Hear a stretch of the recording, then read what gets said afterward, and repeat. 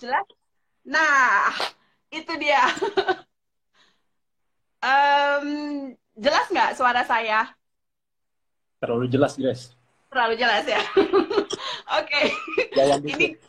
ini gue khawatir malah karena apa namanya, Indonesia nggak secepat internetnya di Swedia, so khawatir aja kalau down.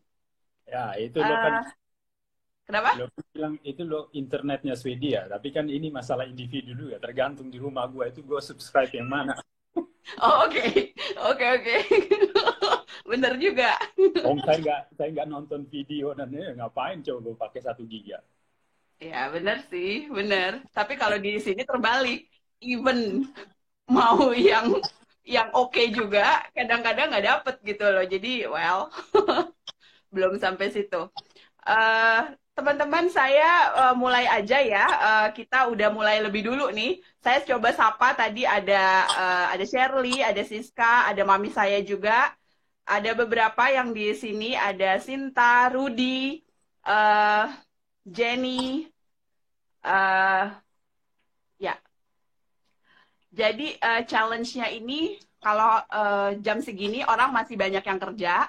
Jadi ada banyak juga yang sebetulnya lihatnya itu recorded-nya gitu. Jadi apa namanya, setelah ini justru baru banyak yang lihat gitu.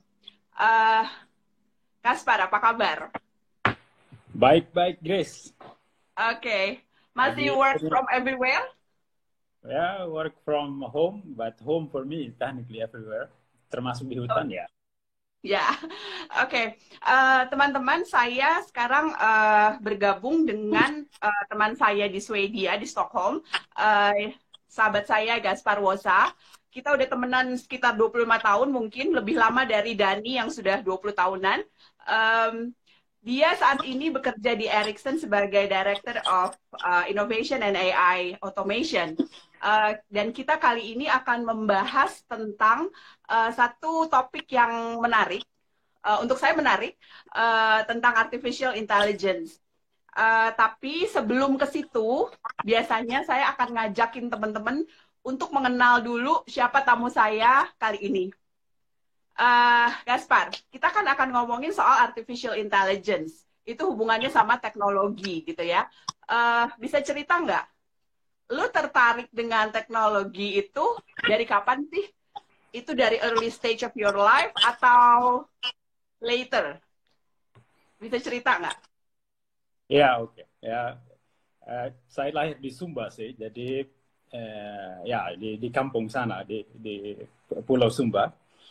Eh, Keluarga saya salah satu paman saya itu dia pilot. Jadi Oke. memang waktu kecil sudah diceritain sama ibu bahwa itu ada paman lo pilot dan sering lihat kalau ada pesawat lewat begitu ya, kita namanya juga anak-anak ya di kampung ya, kita kejar-kejar begitu. Jadi lihat, ini Hmm. kok bisa ya terbang gitu. Jadi Hmm. ya timbul pertanyaan gitu, kok bisa ya itu, ini dia terbang kemana dulu? Saya pikir dia terbangnya ke Ke awan surga. begitu. Oke. Iya. Nah, setelah itu ya sekolah ya kita belajar sedikit apa namanya, baca-baca buku dan tahu oh kayak begitu. Nah, itu juga Itu umur jadi berapa tuh? ya masih kecil lah, masih sebelum SD juga, ya, pas SD lah itu mulai lihat begitu terus bertanya. Sebenarnya saya juga nggak tahu gitu jawabannya, Hmm. nggak, belum tahu, hanya kok Hmm. kok bisa ya itu terbang begitu. Nah, kemudian setelah itu yang belajar teknologi di engineering dan sebagainya baru jadinya tahu dan tertarik. Ya. Sebenarnya juga saya suka teknologi karena sebenarnya gini, saya pengen tahu, banyak banyak pengen tahu sebenarnya. Nah, dengan belajar engineering kita belajar untuk gimana caranya untuk tahu gitu terhadap Ya. pertanyaan yang timbul sebenarnya di diri kita sendiri. Jadi dari situ sih ketertarikan saya. Selebihnya Hmm. bisa dibilang ya koinsiden lah ya, di apply ke sini kemudian ini, kalau dibilang karena ini bisa ya nggak juga gitu, ada ininya, faktor lucknya itu. Kadang-kadang kita nggak mau ngomong jadi kesannya oh kita itu yang ini, tapi ya it's luck juga. Gabungan antara luck, kemudian juga blessing, of course, juga pastinya juga apa namanya, dari diri kamu sendiri kan. Maksudnya eh, kita kan kadang-kadang gini. ilmu yang sama dipelajari oleh orang yang sama dengan latar belakang yang kurang lebih sama, hasilnya bisa beda kan? Ya. Gitu loh. Jadi pasti ada faktor dari diri kita sendiri juga gitu. Oke, Ya, ada faktor ya usaha. kan gitu. Ya, Tapi memang kadang-kadang kemudian kita balance-nya itu kadang-kadang kita terlalu atribut ke usahanya kita sendiri jadi biar we look cool, we are the super guy, but maybe not. Maybe. Oke. Ya, dulu kan dari Sumba itu kan langsung ke Jakarta untuk meneruskan kuliah kan? Ya kan, terus kemudian akhirnya jadi ke karena saya udah tahu jadi saya bisa cerita gitu ya.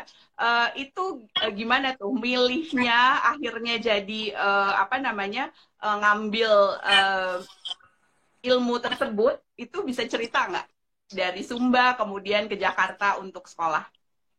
Sebenarnya yang pilih itu sebenarnya sepupu saya sih. I mean to be honest gitu ya. Itu dulu ada dua pilihan. Saya dulu ditawarin apa namanya scholarship untuk masuk ke IPB dulu, untuk masuk ke teknik apa namanya ilmu tanah gitu deh, kayak gitu deh. Saya lupa juga sih.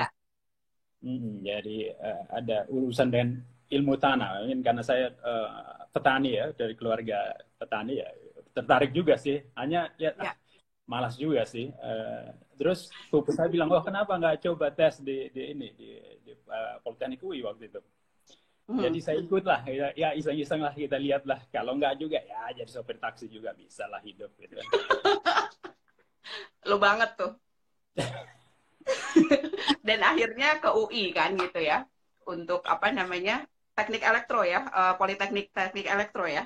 Ya, jadi khusus telekomunikasi waktu itu masih ada program telekomunikasi, jadi spesifik gitu, kita belajarnya spesifik telekomunikasi waktu itu. Oh oke. Sekarang kita tuh mau ngomongin soal tadi kita udah cukup ngomongin soal sedikit latar belakangnya Gaspar dari Sumba, dia udah ngaku sendiri dari Sumba, kemudian akhirnya sekolah di maksudnya melanjutkan kuliah di Jakarta. Dan gimana ketertarikan dia awalnya ke teknologi. Kalau ngomongin soal artificial intelligence, saat ini tuh kayaknya orang-orang mulai melek terhadap yang namanya kecerdasan buatan gitu ya. Tapi sebetulnya apa sih gitu? Kalau kita ngomongin AI atau artificial intelligence tuh apa sih sebenarnya gitu? Bahasa sederhananya, bahasa sehari-harinya tuh apa? Ya, sebenarnya kalau dilihat dari aplikasi di end user, contohnya misalnya, Grace, waktu lo buka handphone lo kan mungkin pakai iPhone atau pakai ini ya, pakai Android.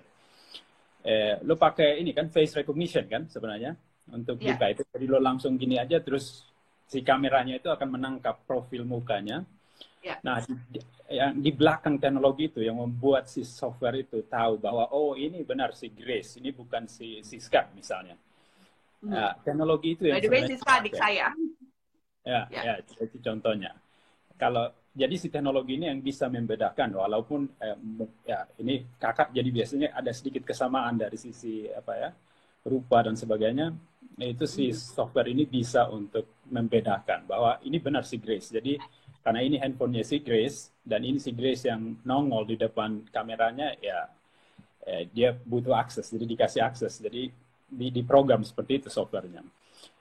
Dalam banyak hal, jadi kalau kita bilang artificial intelligence sebenarnya itu teori dan development di computer science, di mana dipakai data itu untuk membuat keputusan atau membuat inference dari data yang dipakai oleh si software ini untuk menentukan, misalnya apakah si orang yang nongol di depan kameranya ini si Grace atau si Siska atau orang yang lain.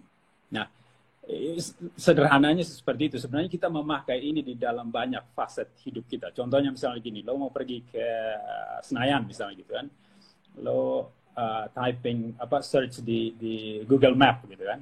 Nah, itu kan yang nyari jalan yang mana yang paling optimal dan sebagainya, itu sebenarnya si machine learning ini yang subfield dari artificial intelligence untuk membantu kita menentukan pilihan gitu.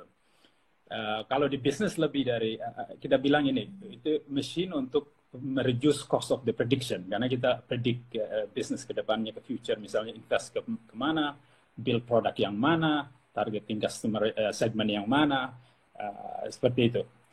Contohnya misalnya di Instagram ini yang kita pakai ya, itu kalau kita post begitu, kemudian kita follow orang tertentu, misalnya saya follow si Sofia Lachuba gitu kan, jadi si mesin ini dia belajar gitu, ini gambar yang di like sama si Gaspar ini di Sofia Lachuba ini pasti Sofia lagi yoga, mungkin si Gaspar suka yoga gitu. Kemudian dia lihat juga, di belakangnya itu ada kacamata itu merek Ray-Ban gitu. Jadi si software ini dia bisa identifikasi si objek yang ada dalam gambar atau live feed-nya si Instagramernya ini loh yang saya ikuti. Nah, kemudian karena dia tahu saya suka gitu, karena saya like kan, saya itu videonya si Sofia Lachuba. Sofia Lachuba ini agak sedikit mirip-mirip dengan si siapa ya? Ya siapa lah artis di Indonesia, salah satunya. Karena si artis itu juga pernah post misalnya yoga gitu. Kemudian dia juga pakai kacamata dan ini ada anjingnya, ada kucingnya juga dan sebagainya. Jadi kemungkinan besar si Gaspar ini dia kalau gua taruh si video feed atau picture dari si artis Dian Sastro misalnya gitu ya. Dia juga suka gitu. Nah, jadi si software ini yang kita bilang artificial intelligence ini membantu si Instagram untuk mencari kira-kira profil mana yang si Gaspar tadi ini dia tunjukin, awalnya dia suka si Sofia Lachuba, postingnya Sofia Lachuba.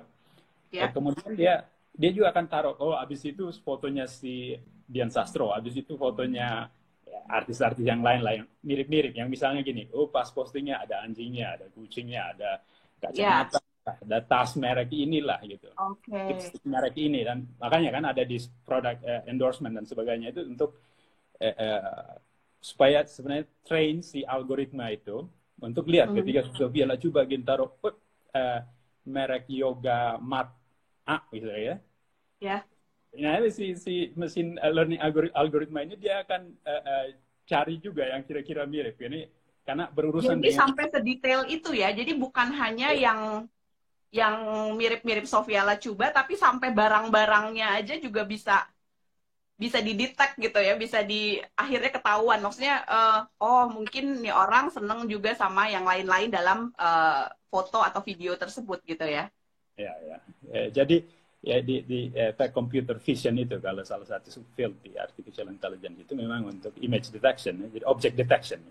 Jadi dalam misalnya gambar gitu ya, kita lihat di gambar itu misalnya saya pakai jamnya Rolex, misalnya saya pakai baju ini patternnya seperti ini, itu kan dia bisa search di database-nya itu bajunya.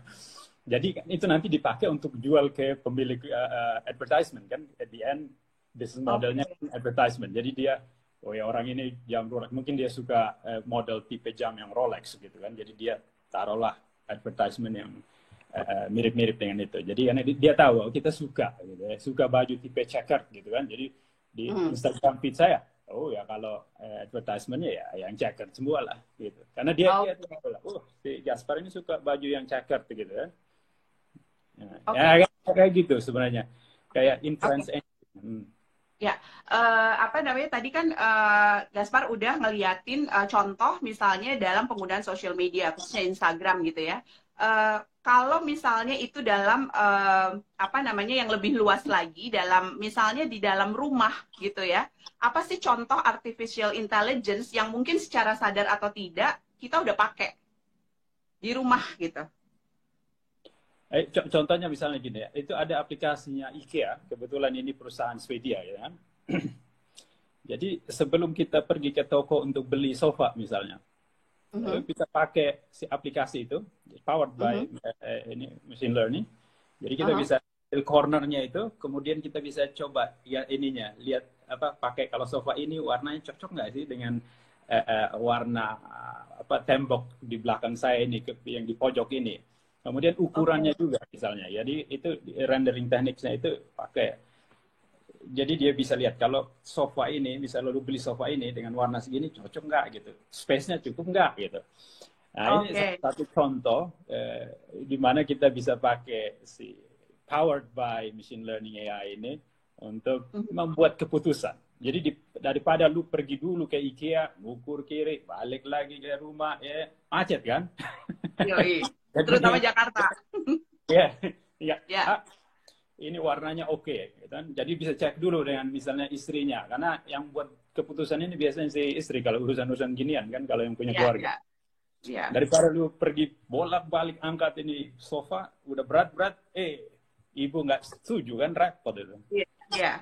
Oke, jadi itu ya salah satu penggunaan atau benefit dari adanya artificial intelligence. Kalau dalam hal transportasi, itu contohnya kayak gimana? Oh ya, by the way teman-teman, kalau yang ada yang mau menanggapi, mau bertanya atau komen, silahkan kasih komennya di sini dan semoga bisa kita jawab atau kita tanggapi nanti. Oke? Kalau dalam hal transportasi itu kayak gimana ya? Kalau terutama transportasi publik ataupun transportasi yang kita pakai mobil kita kayak gitu, apa penggunaan artificial intelligence dalam hal transportasi? Oke, nah ini kalau kita envision yang ke depannya, jauh ke depan ya, contohnya robot taksi misalnya gitu kan. Jadi nggak perlu ada sopirnya, lumayan kan. Jadi lo nggak perlu bayar gaji sebenarnya sopirnya. Ini cuma salah satu contoh ke depannya. Ini juga field yang cukup susah sih. Saya lihat perkembangannya. Walaupun saya sendiri nggak terlalu berurusan dengan itu. Tetapi sama tekniknya yang dipakai juga sama. Karena bisa mempermudah untuk mobilitas kita. Dan juga unit cost mobilitas itu jadi berkurang secara drastis. Contoh-contoh misalnya gini ya. Kalau trucking gitu ya, di logistik kan kebanyakan kalau distribusinya di end-nya itu dipakai truk-truk itu ya. Untuk optimize misalnya route-nya mereka, kemudian gimana loading optimization dari si truk-truk itu, misalnya barang apa yang kita harus pack duluan di paling bawah, kemudian di paling atas sesuai dengan unloading strateginya nanti di tujuan nanti. Nah itu banyak sebenarnya udah banyak kita pakai makanya teknik-teknik itu untuk melakukan itu mulai dari planning. Sebenarnya ini juga dulu dipakai sama ini sih di develop dari US military kan, karena mereka sering pergi perang dan bawa itu alat-alat tank dan truknya kemana-mana dengan ribuan orang, itu kan kompleks secara logistik untuk kita pakai Excel sheet aja kan, spreadsheet nggak cukup gitu, terlalu repot karena banyak sekali itu untuk optimisasi semuanya itu. Itu teknik yang dulu kita misalnya pakai Excel sheet lah, ini simpelnya itu udah nggak terlalu cukup karena it takes time dan costly as well dan juga prone to error gitu. Nah dengan teknik pakai machine learning dan sebagainya lebih mempermudah untuk mengambil keputusan di mana ada banyak sekali variabel yang kompleks yang saling bertautan bersama lain. Nah ini dipakai teknik-teknik ini untuk membuat keputusan dengan cepat dan efisien. Nah ini kan sama juga bisa di-apply misalnya ke civilian sea freight, air freight, misalnya path-nya kemana kita perginya, apa belok kiri lebih efektif dibanding belok kanan ya, untuk mempermudah keputusan misalnya dari si drivernya itu sendiri. Katakanlah kita masih pakai human driver. Ya. Nah, sekarang kalau dalam dunia pendidikan gitu ya, tadi kita udah ngomongin beberapa hal. Ini hanya untuk, karena kita nih audiensnya sebetulnya banyak yang justru awam sebenarnya dari bidang teknologi. Kita pengguna tapi kurang mengerti dari soal teknologi itu sendiri gitu. Dalam hal bidang pendidikan kayak gitu, apa sih artificial intelligence yang membantu dalam dunia pendidikan misalnya? Ya, contohnya untuk desain course-nya. Itu kan kalau sekarang kan modelnya seperti ini. Ini model class based ya. Satu kelas kita anggap aja ya kemampuannya rata-rata dari ini si murid itu gitu kan. Tetapi kalau kita lihat ke depannya justru lebih kita bisa tailor ke masing-masing kemampuan dari si individu itu sendiri ya. Jadi kita juga appreciate keunikan dari setiap anak-anak kita dan cara belajarnya yang berbeda. Karena ya, ada anak-anak yang sangat gifted, tapi kalau ditaruh di kelas yang biasa, justru kita merasa bahwa anak itu justru nggak bisa gitu. Padahalnya ya Iya. belum tentu. Hanya karena kita nggak tahu aja sebenarnya bahwa anak ini punya kemampuan khusus dan dia butuh learning environment yang khusus juga begitu. Nah, dengan machine learning ini kita bisa belajar dari data itu ya. Jadi gimana kita buat desain course-nya yang sangat spesifik, sangat target ke spesifik individual. Oke. Eh, Kalau itu tadi kan ngomongin soal apa namanya soal pendidikan gitu ya, soal artificial intelligence di bidang pendidikan. Eh, Kalau kita sekarang ini ngeliatin dunia kerja, khususnya setelah COVID ini juga gitu ya, even sebelum COVID juga gitu, dunia kerja itu kan mulai digantikan oleh mesin sebetulnya. Mungkin bukan digantikan, tetapi mulai banyak dibantu oleh mesin gitu kan. Apa namanya, pekerjaan-pekerjaan menjadi dimudahkan karena mesin gitu. Nah, kalau ngeliat sekarang ini trennya gara-gara artificial intelligence atau gara-gara IoT, Internet of Things, pekerjaan apa aja sih yang biasanya atau sekarang ini trennya itu akan hilang secara perlahan?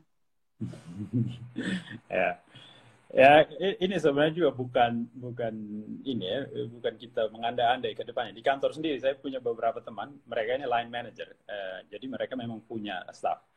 Dan beberapa staffnya itu sebenarnya bukan manusia sebenarnya. Ini tapi di dalam reporting HRMS-nya kita itu ada. Kalau kita lihat di organization chart itu ada itu. Padahal itu cuma software aja itu. Oh, wow. Itu bots sebenarnya yang dipakai untuk automate certain process gitu. Misalnya begini ya, saya lapor misalnya, saya nggak lapor lagi time report saya karena memang ada botsnya saya yang lapor gitu, kerjanya saya itu apa aja. Jadi nggak ribet gitu buat time report.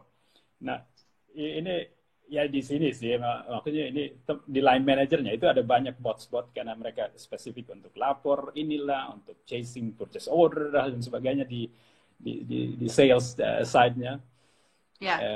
Tapi kalau kita lihat ya ada beberapa properties yang sebenarnya dengan mudah diganti oleh si robot lah istilahnya. Kita bilang aja software robot. Yeah. Contohnya apa namanya pekerjaan yang repetitif, kemudian manual dan nggak terlalu banyak variasinya dan nggak membutuhkan intuisi dari si manusia itu sendiri, dan itu mudah judgment gitu ya.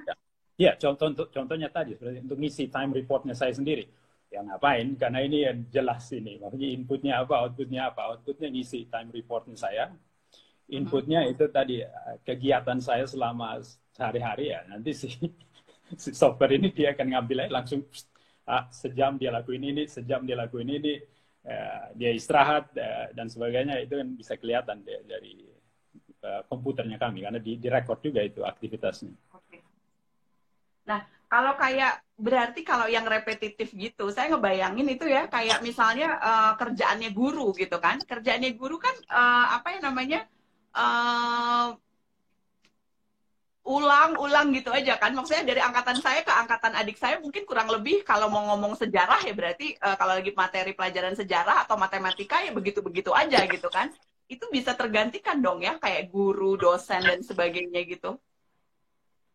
Ya, tergantung sih kalau dibagi juga ya, dari kegiatan belajar mengajar itu ya. Kalau cuma hanya untuk disseminate informasi ya, itu kan gampang sebenarnya untuk bahkan misalnya saya contohnya begini, saya backgroundnya bukan anak computer science gitu, tapi saya take course dari MIT apa segala, hanya dan ini kan top professor yang you know they hard to be replicated kalau di real life ya, karena ini ya badan ini hanya apa namanya teachingnya dia ketika itu di codify ke dalam bentuk digital ya, video lecture-nya itu saya juga bisa gitu, nggak ada lagi batasannya. Mau anak dari kampung di Sumba pun sebenarnya dia kalau mau sekarang untuk belajar ya bisa ini ngambil course di MIT atau di Harvard dan sebagainya. Nggak ada lagi batasannya dengan model belajar yang dulu yang di constraint sama physical kelasnya itu. Nah, jadi tapi juga memang mesti dibagi-bagi di situ, karena nggak semua juga bisa completely di eliminate ya. Ada aspeknya itu tadi human interaction dan sebagainya yang kita butuh juga. Karena tapi fungsi guru itu lebih sebagai kayak coach aja sebenarnya, mentor sekarang. Karena sebenarnya the rest you can actually do it ini ya lewat internet. Justru kadang-kadang lebih mudah karena begini, saya bisa belajar dari lo Grace karena kita sama-sama, misalnya lu udah duluan ya, sedikit lebih duluan, lo lebih pintar gitu. Saya bisa belajar itu karena lebih kontekstual learning path-nya tuh. Si guru ini tadi dia ternyata 10 tahun, 20 tahun yang lalu gitu kan, dia nggak terlalu begitu bisa mengerti kontekstual learning path-nya saya sekarang gitu. Nah, saya justru lebih mudah untuk belajar dari teman-teman saya yang satu kelas, walaupun di dalam bentuk online kelas ya. Tetapi kan saya bisa chat, bisa follow up dan sebagainya. Dan karena kita juga journey itu agak sedikit mirip-mirip, jadi lebih mudah untuk belajarnya gitu. Dibanding dengan guru ini yang dulu metode belajarnya ya sedikit berbeda lah dengan yang sekarang. Benar, benar.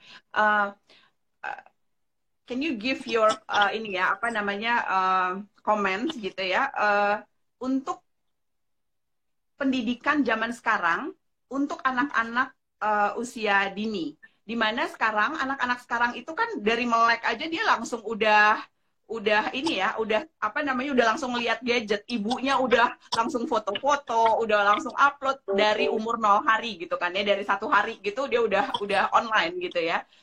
Apa namanya, terbiasa anak-anak sekarang itu ngelihat apa kalau di foto langsung gini ngomongnya, lihat dong. Mereka udah tahu bahwa itu langsung bisa dilihat. Zamannya saya dulu itu kali baru bisa kita lihat setelah filmnya dicetak gitu kan, film itunya dicetak baru kita bisa lihat. Nah, anak-anak sekarang itu kan sangat apa namanya, sangat menggunakan teknologi banget gitu. Itu sebetulnya baik atau buruk? Ya, jawabannya sih dua-duanya sih, tergantung ya, sama kayak pisau kan, lo bisa untuk motong daging, bisa untuk motong diri sendiri. Di satu sisi justru itu adalah apa namanya, kelebihannya mereka ya, digital savvy generation. Jadi mereka udah terbiasa begitu. Dan kalau kita lihat ya, apa porsi dari hidup kita, ini kita yang generasi-generasi transisi ya, itu udah banyak sebenarnya kegiatan hidup kita itu semua ada di digital realm ya. Lo belanja misalnya, tinggal klik Tokopedia lah, apalah di sana ya, Bukalapak dan sebagainya.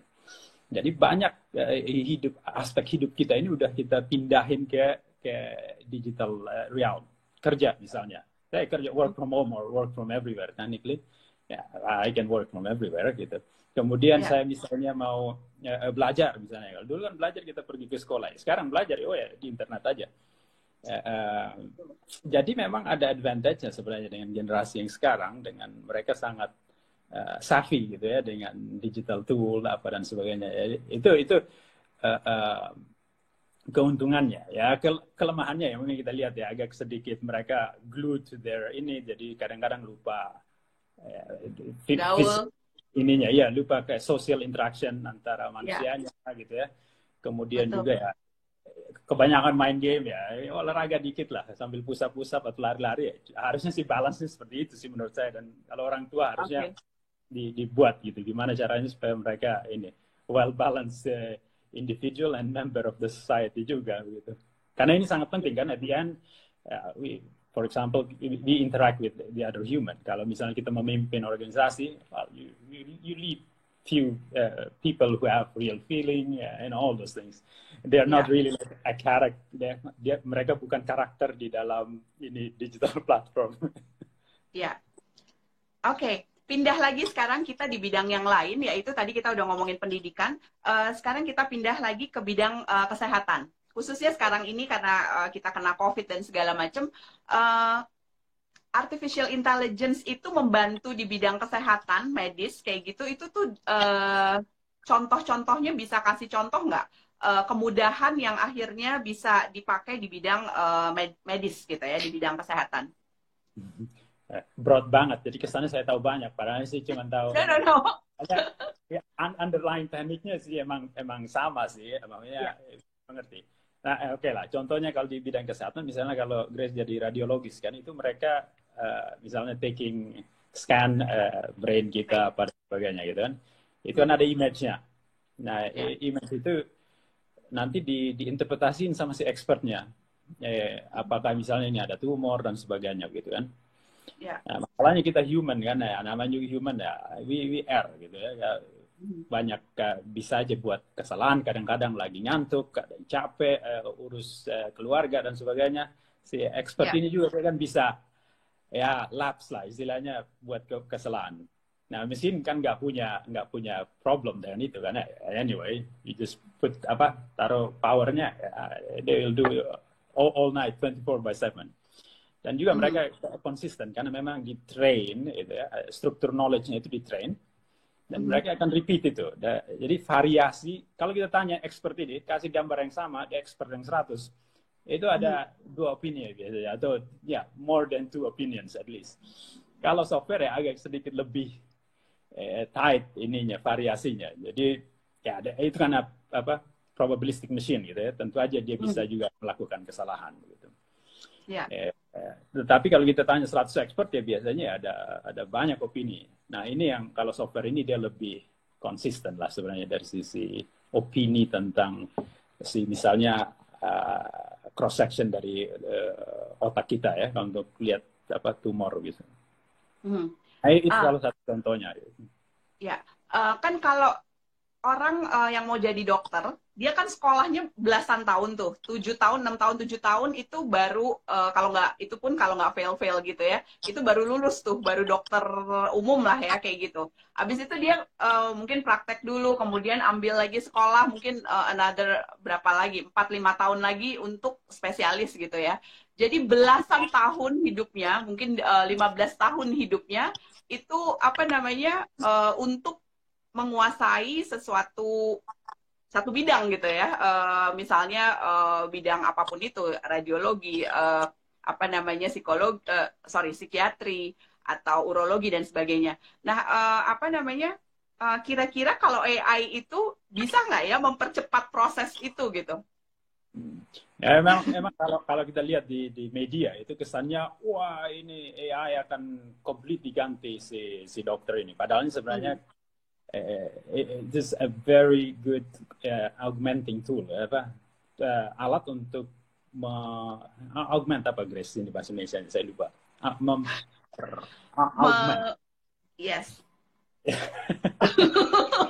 Complementary sebenarnya ya dengan skill experience dari si dokter ini atau spesialis ini sebenarnya justru bisa dibuat lebih baik lagi dengan bantuan alat-alat seperti ini. Karena ya seperti Grace bilang kan kita sebagai manusia misalnya kita belajar kan ada keterbatasan. Misalnya inputnya kita untuk belajar kan dari mata sama telinga misalnya gitu ya. Yeah. Itu kan ada keterbatasan karena untuk sampai di otak kita misalnya. Saya lihat ini aja kan ini ada pathway yang neural pathway yang ke otak ini. Nah, ini ada keterbatasan. Nah, mesin ini kan kita bisa buat paralel gitu. Jadi dia bisa learning dari 1,000 expert in a quick way. Jadi si software ini juga dia punya kemampuan yang bagus yang si expert ini sendiri bisa dipakai untuk konsultasi awal lah seperti itu. Karena awal-awalnya itu yang ini kan penting untuk kira-kira ini probabilitasnya untuk melihat symptoms awalnya gitu ya. Ya, atau ngasih insight awal gitu. Kemudian si expert sendiri bisa untuk menentukan juga. Jadi dibandingkan misalnya gini ya, kalau dia harus lihat datanya beberapa poin, dia mungkin bisa seleksi 2 atau 3 picture aja yang mungkin di situ dia bisa lihat, oh benar ini ada si tumor ini di sini nih. Nah si mesin ini kan dia ngambil misalnya 1000 gambar dari cross section dari si brain itu sendiri, dia kan bisa identify gitu. Misalnya lo mengambil gambar tiap detik juga ya, si mesin ini bisa dia untuk lakukan comparison mana gambar yang paling baik untuk si expert ini pakai sebagai input dari keputusan akhirnya. Oke. Itu ya kalau ngelihat apa namanya AI ini tuh kayaknya kok mesin makin lama makin pinter gitu ya. Apa namanya akan kalau untuk masa depan pengembangan machine learning masa depan itu akan kayak gimana sih dunia masih future-nya itu akan kayak gimana sih kalau akhirnya AI itu udah makin pinter gitu loh. Ada joke sih kalau kita di anak yang urusan dan ini kita bilang ini artificial intelligence idiot savant. Ya, karena gini, mesin ini memang dia pintar, ada kelebihannya, tapi di domain yang sangat spesifik. Jadi contohnya misalnya yang ketika si Garry Kasparov main catur lawan si IBM komputer itu, nah itu kan cuma komputer doang dia bisanya begitu. Kemudian misalnya si yang dibuat sama Google, Alphabet Unit ya, ini company Google, playing Go ya, kompleks ancient game yang dari Korea, Cina sana, si mesinnya ya easily beat the top human ini ya, expert. Hanya apakah misalnya gini, saya kasih contoh, apakah ini software yang sama ini bisa dipakai untuk main game yang lain gitu? Nah, ini challenge dari si machine learning ini. Jadi mungkin dia bisa learning dari past, tapi dia nggak masih part dari riset ya. Di mana si learning ini bisa dibuat abstraksinya, jadi learning di satu field ini bisa dipakai juga untuk di field yang lain. Jadi algoritma yang sama yang dipakai untuk menang learning ini Go game ini atau main catur, ini bisa dipakai untuk nyetir mobil. Nah ini challenge di situ. Jadi gimana? Karena kita bisa lihat kalau manusia kan gampang itu. Misalnya saya potong daging, si pisau ini tajam gitu kan, shoot. Jadi saya tahu kalau si pisau ini saya iris tangan saya berdarah. Ya. Nah, ini transfer learning dari satu field ke field yang lain. Nah abstraction ini yang susah di intelligence. Jadi dia masih memang constraint ke hal-hal yang sangat spesifik aja. Jadi memang dia excel di narrow field. Karena ini sebenarnya handcrafted human knowledge yang di-apply gitu. Oke. Jadinya kalau misalnya itu kan benefitnya ya. Maksudnya kita maksudnya mesin yang makin pinter itu benefitnya itu kita akan lebih dimudahkan. Tetapi yang menjadi kekurangannya apa? Selain itu tadi, dia hanya hanya tertentu, belum tentu dia bisa untuk dipakai ke yang lainnya atau berpikir untuk yang lainnya gitu ya. Sebetulnya apa sih negative side dari artificial intelligence? Ada nggak sih, kalaupun ada? Kalau di bisnis kan itu memang ada hitung-hitungannya. Apakah benefitnya itu worth the cost? Karena kalau kita mau buat model itu, ini saya di urusan dan kantor juga ini, itu kan kita harus consuming a lot of data ya, karena at the end the artificial intelligence need data, a lot of data.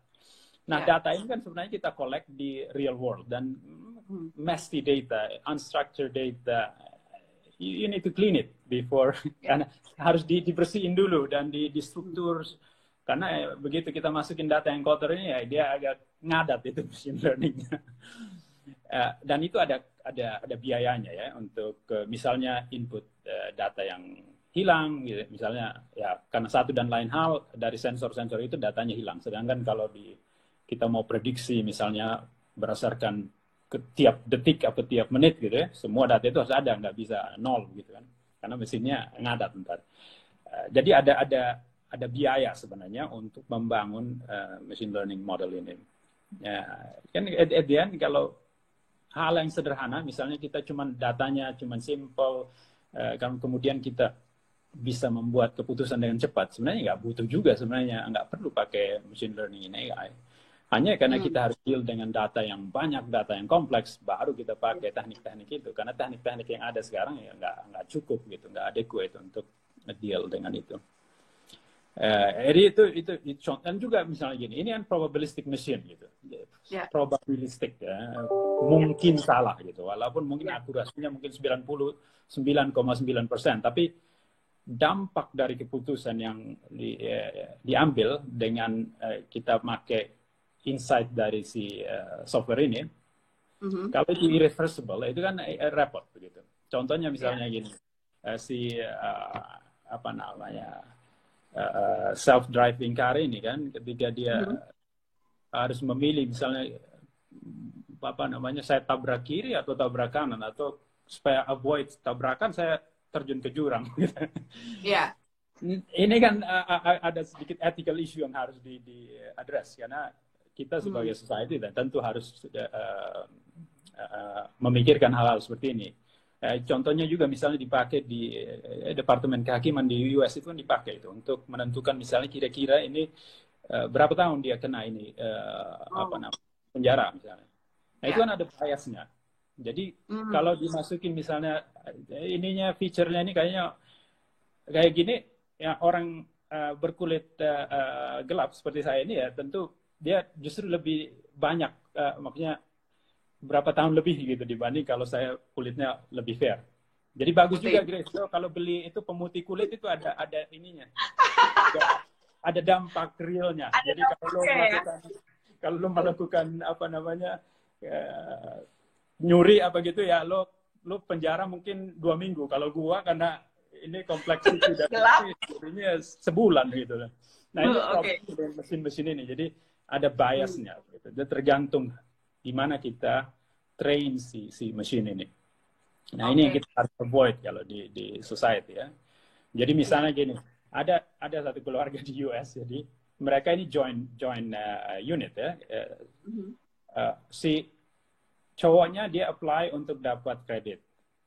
Batas maksimumnya, 1 juta. Istrinya apply untuk the same credit, dapatnya cuma 500 Oke. ribu. Jadi Hmm. kita tahu sebenarnya di algoritma ini dia ada biasnya toward man gitu. Karena memang data yang kita pakai untuk Oh, train model ini ya, dia bias. ya, ya, Ini kan nggak fair gitu ya. ya, Injustice yang diinjek dari AI atau machine learning ini. Ya, ya. menarik sih melihat. Karena kami juga lakuin hal ini karena ada namanya istilahnya algorithmic governance. Jadi Mhm. untuk ensure there is no bias, injustice being ini ya, inject. Kadang-kadang kita nggak sadar juga karena ini kompleks itu kan ada black Ya. box aspect of it. Jadi input output di tengahnya itu ya gray ya sedikit ini why the machine actually give this kind of recommendation ini sama-sama yang kita nggak terlalu mengerti juga karena itu kompleks. Ya. Itu menarik ya. Termasuk kayak misalnya tadi Gaspar baru ngomongin soal apa namanya autonomous car, driverless kayak gitu. Itu kan tingkat kepercayaan orang terhadap apa namanya terhadap kendaraan yang nggak ada supirnya eh apa ya masih rendah gitu maksudnya tapi kalau sebetulnya kalau dari rata-rata itu sebenarnya kalau driverless gitu itu sebetulnya lebih aman disupirin apa lebih aman apa sih namanya mendingan nggak ada supir gitu loh. Nah, ya ini human Jangan aspek. bandingin sama saya ya kalau saya nyetir ya jangan bandingin. Nah, emang parah loh emang Des. Oke. Okay. Jadi ini about trust in other human, trust on things. Ini kita apply different ini view. Hmm. Kalau secara hard statistik, misalnya di US saya tahu itu ada tiap tahun itu ada sekitar 50.000 orang yang meninggal karena kecelakaan ya karena sloppiness dari human driver. Ya. Tapi begitu ada satu orang yang meninggal di Arizona kemarin itu yang mobilnya si Tesla, si Elon Mhm. Musk. Oh itu Ya. kan ini. Langsung. Ya. Ya. Jadi emang we apply different kita apply different metric gitu ya ke mesin gitu. Ya, jadi tapi at the end sebagai society we have to decide right which one that karena kita juga nggak bisa expect bahwa dia akan 100% perfect ya. Ya seperti saya Ya. bilang tadi ini probabilistic machine gitu. Ada probabilitas walaupun mungkin kecil Ya. tetap aja ada probabilitasnya gitu.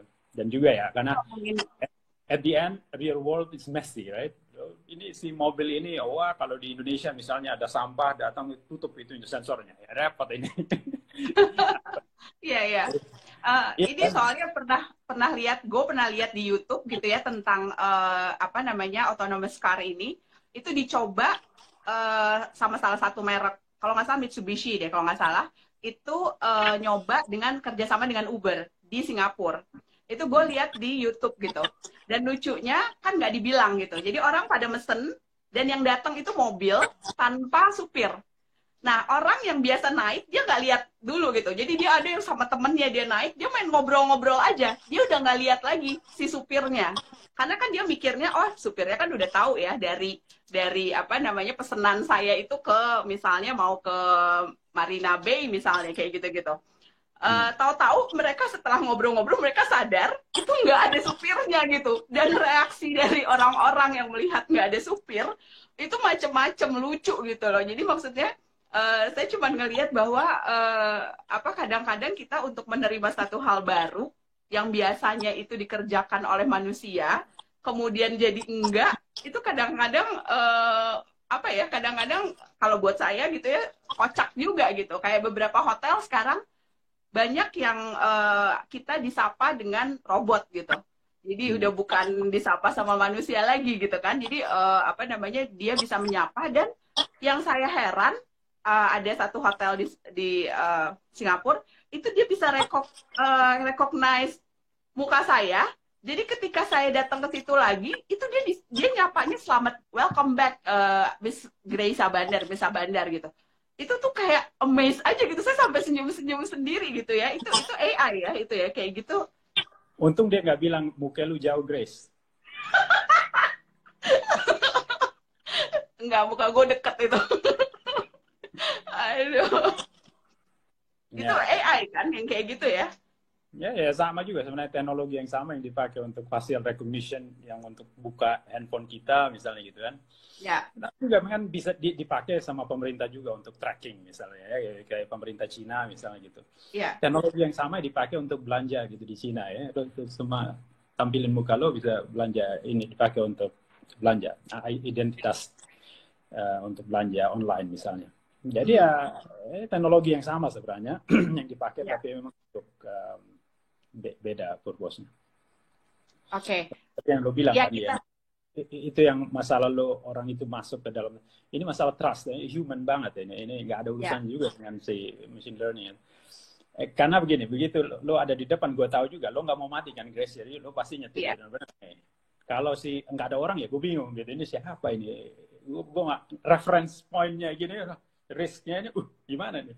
Kalau kita lihat Oke. pesawat itu kan, contohnya pesawat itu, ya pilot itu dua itu di depan gitu, itu banyak kan udah dibantu sama mesin kan. Hanya ya Betul, mereka pas gitu. jalan-jalan. Susah untuk kita replace itu, walaupun technically ya mesin mungkin bisa, tapi kan kita manusia. Gitu. We make inference, trust dan sebagainya itu berdasarkan banyak hal. Oke. Oke, kita udah ngobrol udah 50 menit loh ini, nggak berasa gitu ya. Kita udah 50 menit. Seperti biasa, kalau saya kedatangan tamu, selalu saya tanya dua pertanyaan ini.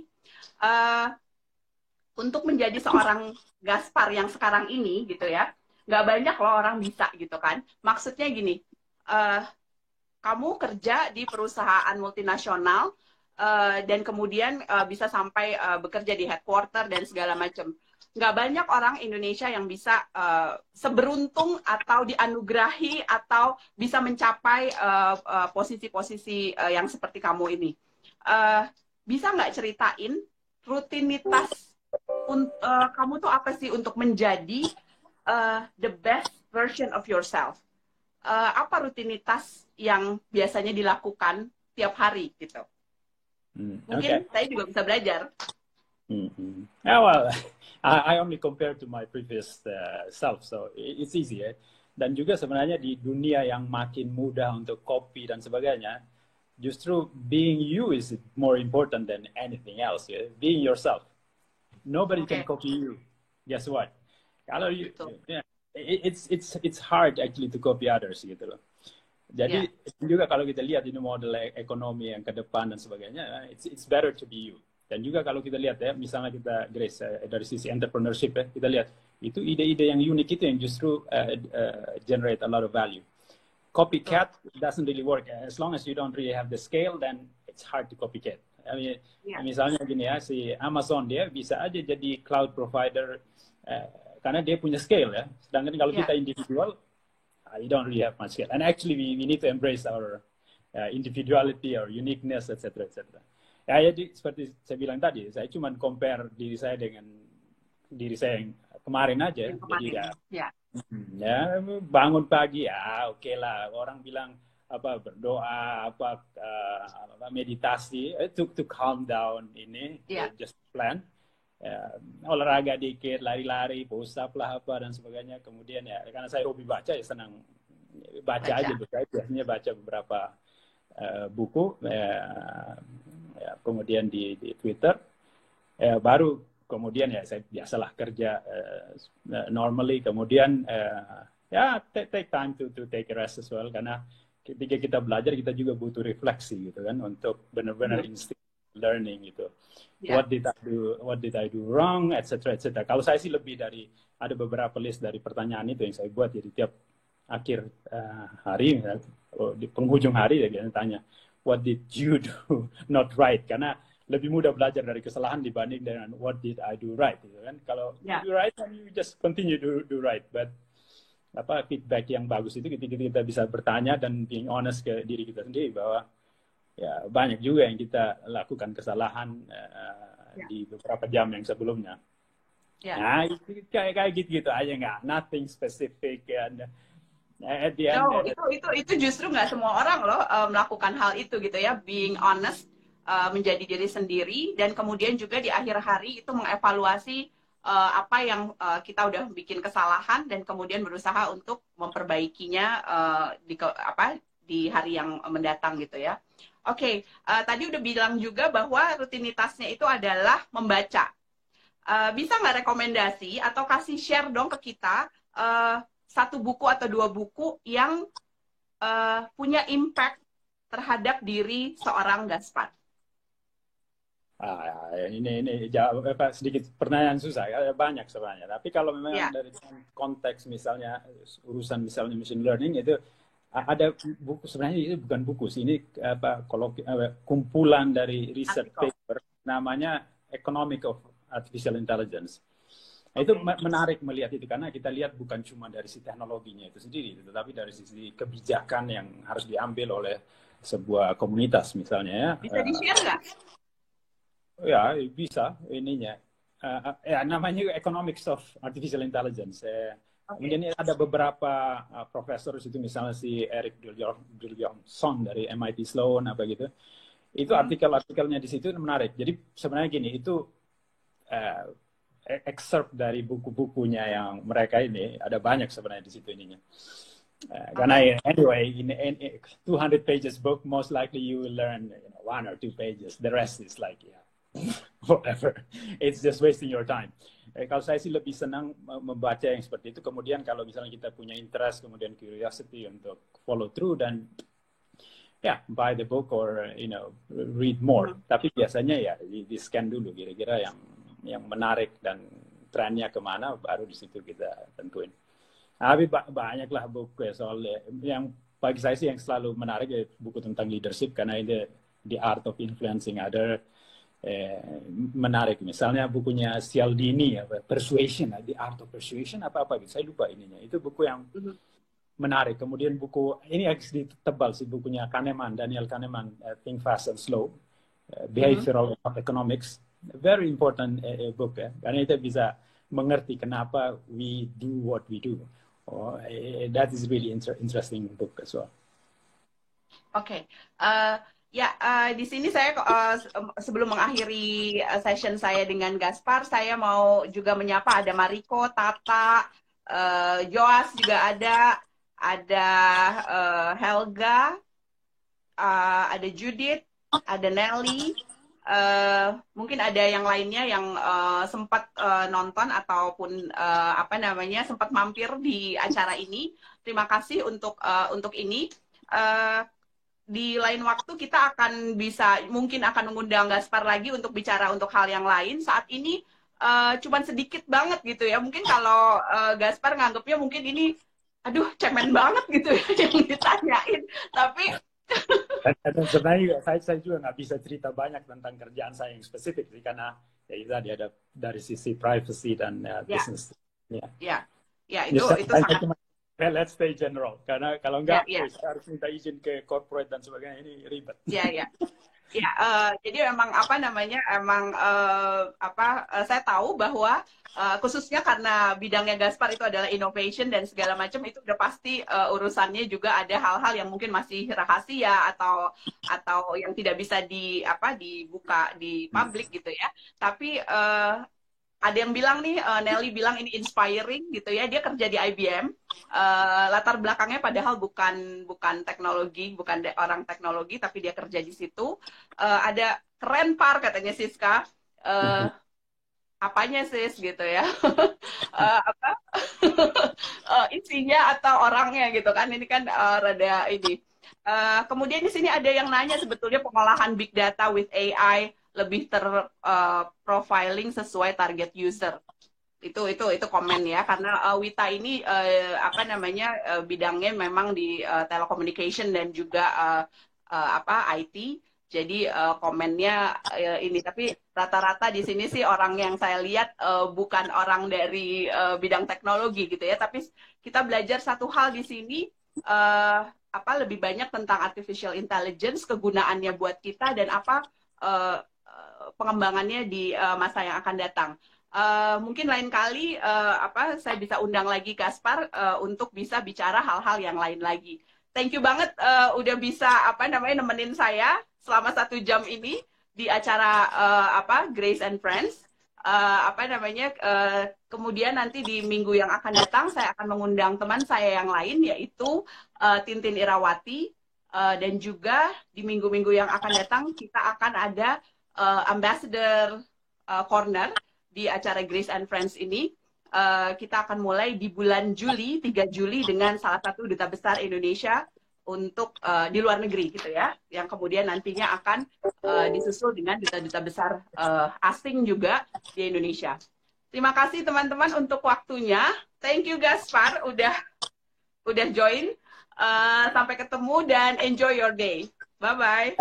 Bye. Bye. Bye-bye.